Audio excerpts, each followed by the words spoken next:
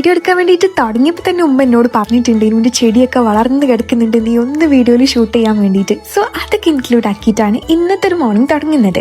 ഇന്ന് നമുക്ക് ബ്രേക്ക്ഫാസ്റ്റിന് നീർദോശയും ഇതിൻ്റെ കൂടെ ചിക്കൻ കറിയൊക്കെ ഉണ്ടെങ്കിൽ സത്യം പറഞ്ഞാൽ പൊളിക്കും. പക്ഷെ നമുക്ക് ഇന്നലത്തെ കൂന്തൽ ഫ്രൈ ആയിരുന്നു ഉണ്ടായത്.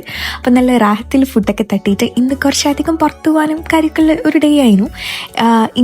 ഞാൻ അധികം യൂസ് ചെയ്യുന്നത് ഡോട്ട് ആൻഡ് കിൻ്റെ ഈ ഒരു ടിൻറ്റഡ് സൺസ്ക്രീനാണ്. യൂസ് ചെയ്യാത്തവരുണ്ടെങ്കിൽ ഒരു അടിപൊളി ഐറ്റം കൂടിയാണ് കേട്ടോ.